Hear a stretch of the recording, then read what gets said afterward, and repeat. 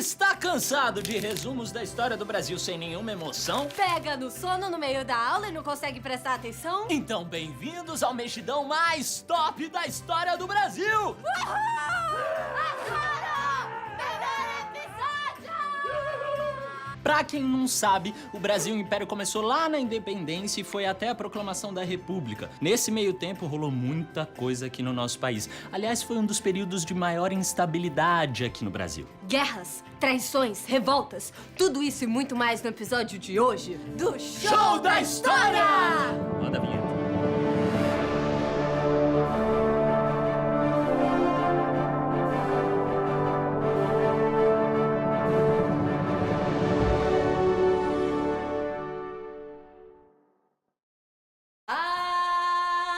Quem vem lá é o Napoleão. Quem vem lá é o Napoleão.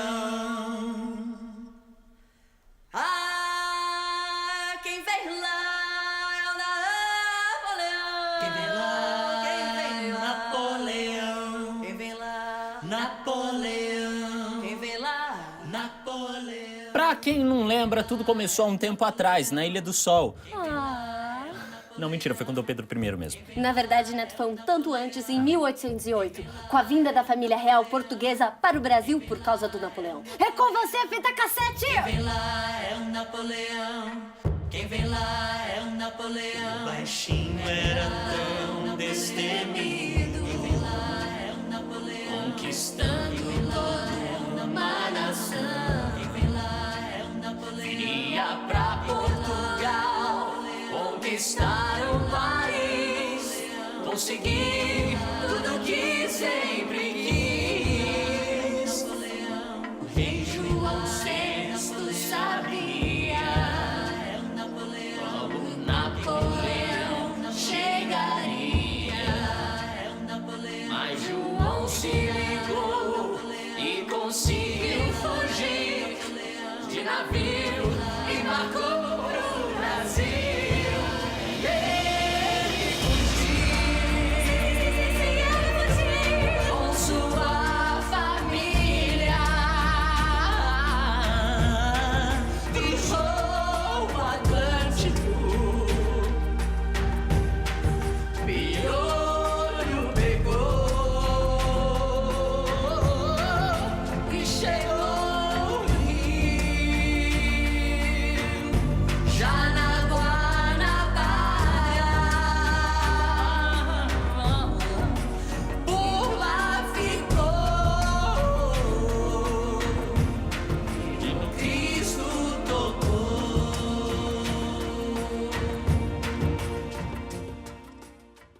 Em 1808, essa família real portuguesa, que era tipo família Margarina, sabe? Total pras aparências, tiveram que vir pro Brasil. Mas logo eles tiveram que voltar pra Portugal, porque a treta tava rolando solta depois da Revolução no Porto. A revolta na cidade de Porto aconteceu porque as elites de lá estavam indignadas com a liberdade de comércio dada ao Brasil desde que a família real chegou aqui. Além disso, os caras estavam reclamando também da grande influência inglesa na política portuguesa. Então eles queriam que o rei e a família real voltassem pra Portugal. O que os caras do Porto queriam era mais poder pra eles mesmos. Eles queriam limitar os poderes do Dom João VI e transformar o Brasil numa mera colônia, como era antigamente, o que deu muita dor de cabeça pra coroa. Alguém da família real tinha que voltar pra Portugal, mas Dom João não queria ir e também não queria mandar o filho. Então a pergunta ficou no ar: quem vai? Quem vai? Aí ficou essa treta durante um tempo até o Dom João decidir voltar. Mas antes disso, ele deixou o filho, Dom Pedro, como regente. Aí, entre a partida da família real pra Portugal e a independência do Brasil, teve um tempo que geral ficou confuso, sem entender nada, porque eles não sabiam se Dom Pedro ia ficar no Brasil ou ia voltar pra Portugal. Neto, olha eu na primeira temporada. Olha como eu cresci.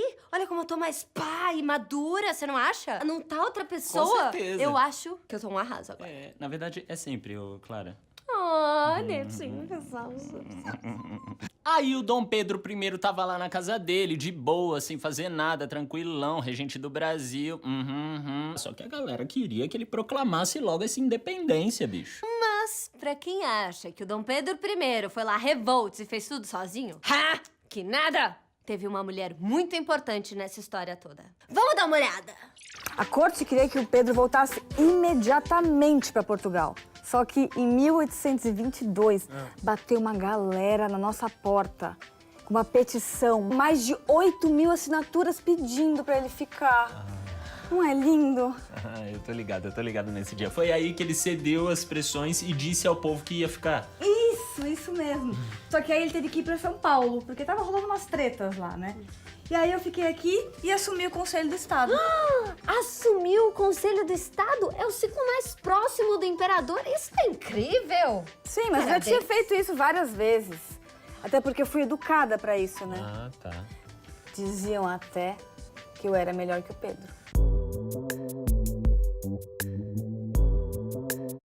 Isso eu não duvido, não. É, A eu gente acredito. conheceu o cara. Sim. Você devia mandar bem mesmo. E nessa hora, a pressão das cortes portuguesas começou a subir, exigindo que o Pedro voltasse para Portugal. Aí eu percebi que era uma jogada para que o nosso Brasil voltasse a ser uma colônia total deles. Cilada. Sob a minha batuta, o Conselho do Estado se reuniu e chegou num consenso. Eu redigi logo uma cartinha pro Pedro, declarando que era o momento do Brasil deixar de ser quintal de Portugal, que era a hora dele proclamar a independência do Brasil. Ele só precisava gritar mesmo, porque assinar eu já tinha assinado. Aí, em 1822, o Dom Pedro I, príncipe regente do Brasil, proclamou. Independência ou morte? Bravo. Bravíssimo. Independência foi só um nome. E você deve estar pensando, uau, independência, que revolucionário, não é? Liberdade, deve ser, tipo, muito da hora. Só que não. Porque a estrutura da sociedade se manteve bem parecida, ou seja, o Brasil continuou operando pelos latifúndios, pela monarquia e pela escravidão. Qual que é o problema? Tava tudo certo, tudo de boa, bacana. galera tranquilona, Brasil independente, até que... Tchan, tchan, tchan. Cai o pano, corta para o Dom Pedro I tendo que voltar para Portugal. E nesse período, o Brasil ficou a cargo dos regentes, porque o seu filho e herdeiro, Dom Pedro II, ainda era uma criancinha. Uma pequena criancinha. Você é só esquisito. Quando eu faço, é fofo. Não?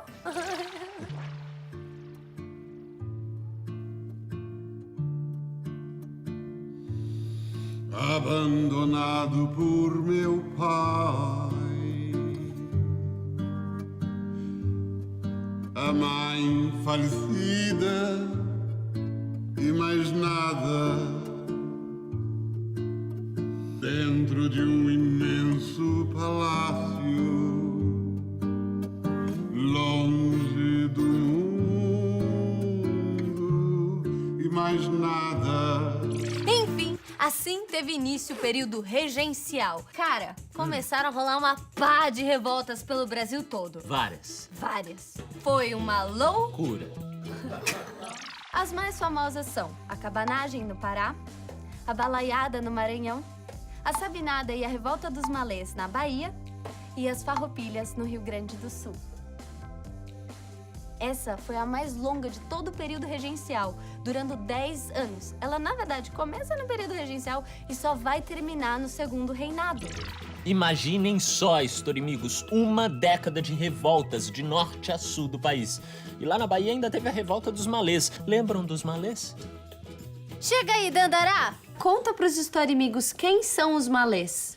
Os malês é como somos chamados por aqui, nós, negros muçulmanos que sabemos ler e escrever em língua árabe. A elite fica doida com a gente, porque a gente não é do tipo que abaixa a cabeça, entende? E aí, o Dom Pedro II assume o trono em 1840, com o golpe da maioridade, que foi uma mudança na legislação para que ele pudesse assumir, mesmo sendo menor de idade. Nem bigode ele tinha, galera. Ele era bigodless. Ai, quando o Kiko conta, tem tanta graça. E aí, as revoltas do período regencial deram uma acalmada. E o Brasil voltou a ter uma certa estabilidade. Só que o Império Tropical do Pedrão começou a ter suas crises, principalmente com a chegada da Guerra do Paraguai em 1864. Vamos ver melhor sobre a Guerra do Paraguai? Bora! Vamos? Fui! No século XIX, o Paraguai estava crescendo bastante.